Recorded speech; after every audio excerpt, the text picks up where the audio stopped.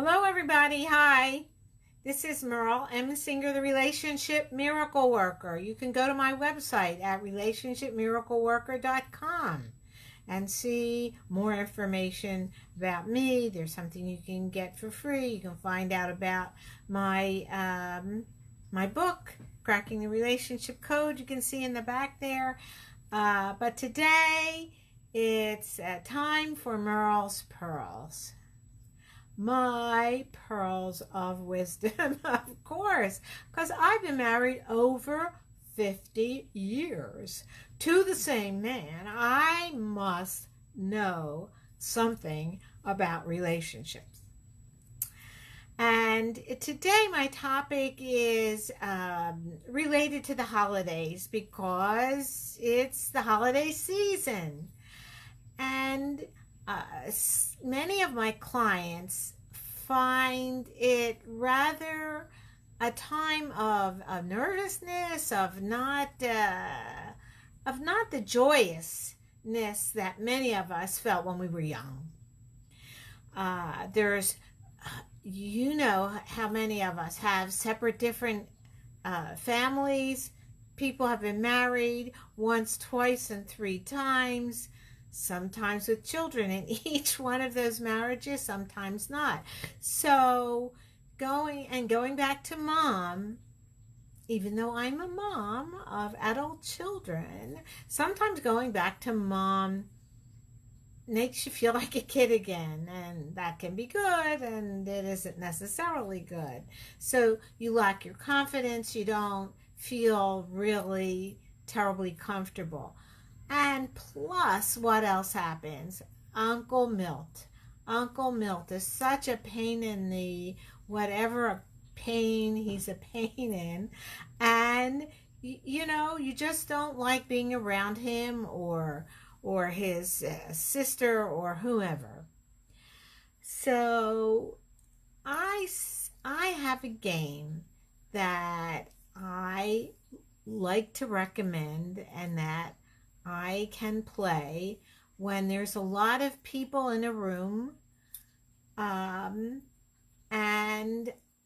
I don't want to talk about myself, because sometimes the more you talk about yourself, you start to feel smaller and smaller if you have changed and moved on from your family's values and what they think is a good job. Out here in Hollywood, everybody's in show business and nobody thinks show business is a good job. It just turns out to be a good job for a lot of people. So here's the special holiday trickster game that I recommend. I recommend that you talk to somebody different, like every half hour if you can, depending on, you know, your situation and how big the gathering is. And when I say talk to somebody, I kind of mean listen to somebody. This is what I recommend. Ask questions of whomever you're sitting in front of or talking with. And if it is Uncle Milty, then say, Uncle Milty, tell me something that happened at work today. Or tell me you're retired, but what was the greatest thing you ever liked about working? Or what was the worst thing that you ever liked, that you ever didn't like about working?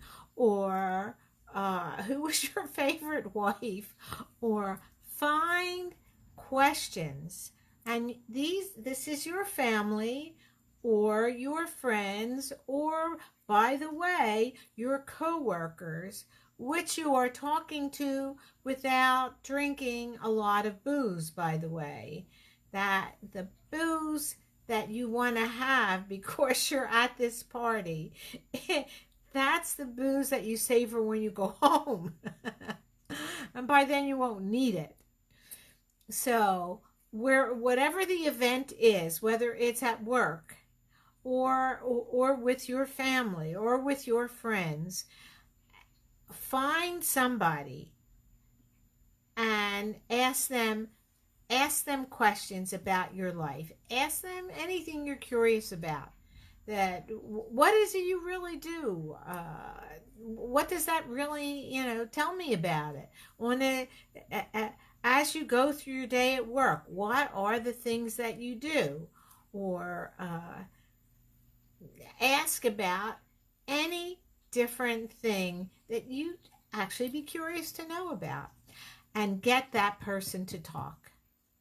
The more you can get that person to talk, the better it is. All the talking that you should do should be questions that you're asking of that person.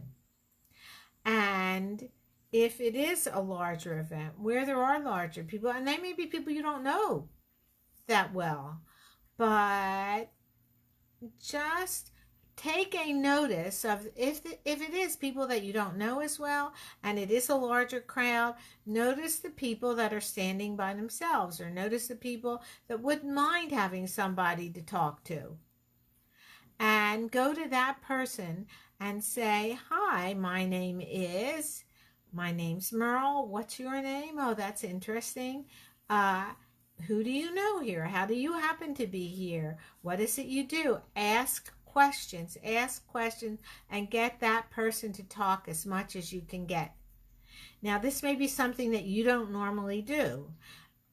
Oftentimes, when we're not sure of ourselves, we start talking because we want to fill in the space. We want to fill in the silence. But if you can, instead of talking about yourself, if you can fill in that silence with, well, what is it you do? Or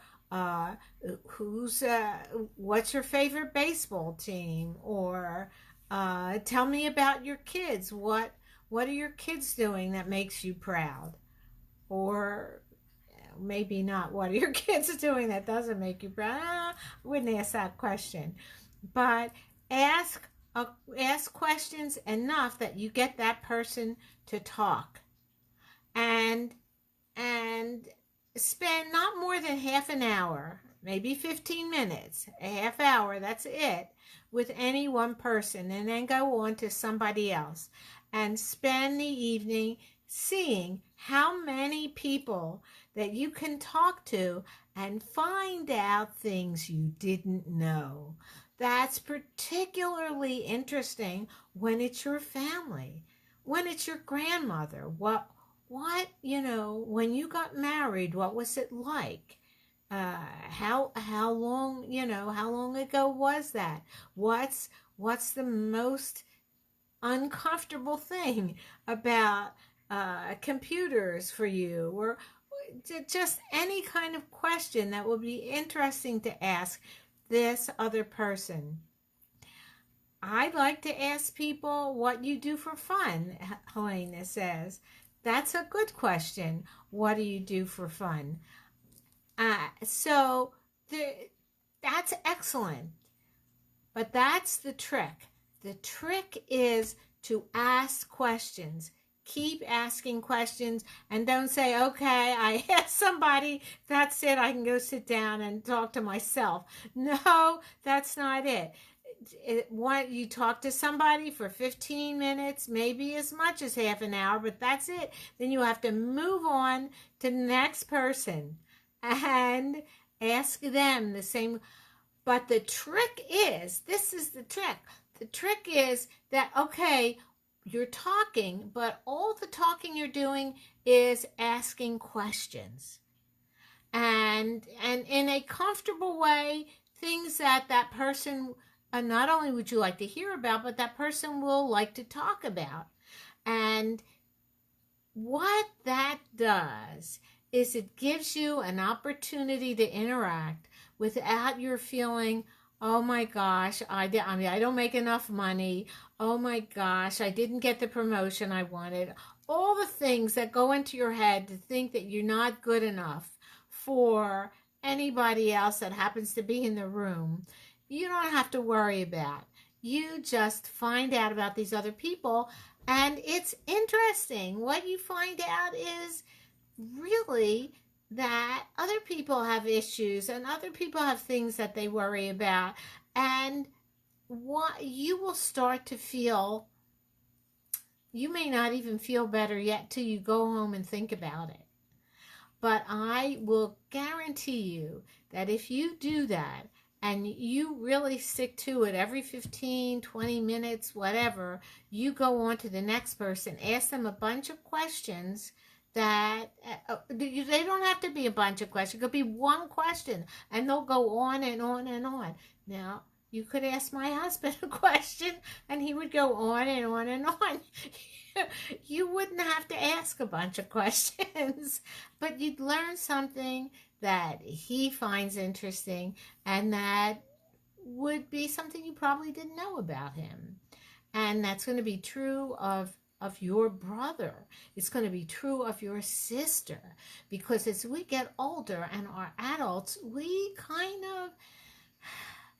don't lose touch. We lose the details often with our siblings. So it's kind of interesting to get back in touch with those details that we haven't been keeping track of.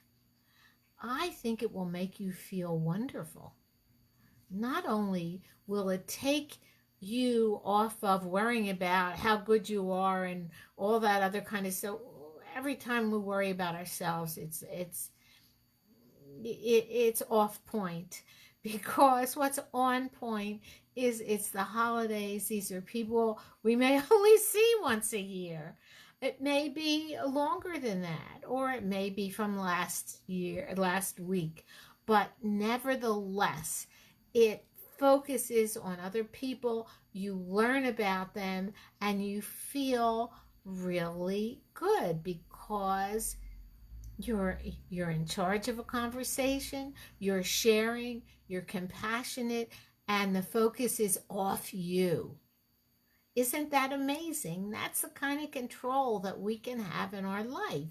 Is if we don't want the focus on us, we don't have to shut up and run out the door. We just have to talk to people and ask questions and let them talk about what's the worst thing that ever happened in the holidays for them. And if you do that, well, we have a couple of more weeks. We'll have some other holiday suggestions. But this is my special, what do I call it? My holiday special trickster, whatever I call it. It's really an excellent opportunity for you to change your whole perspective about the holidays and have a good time and make other people feel good because they like seeing other people be interested in them. That's it for tonight. I will see you next Monday night for Merle's Pearls. And don't forget, if you can't do Monday morning with Merle and Patty, go look on my site and find it, because Patty and I have a really good time and we give some good advice at the same time. I love to see you all. Happy Monday night. I'll see you next Monday. And don't forget to buy my book, Cracking the Relationship Code.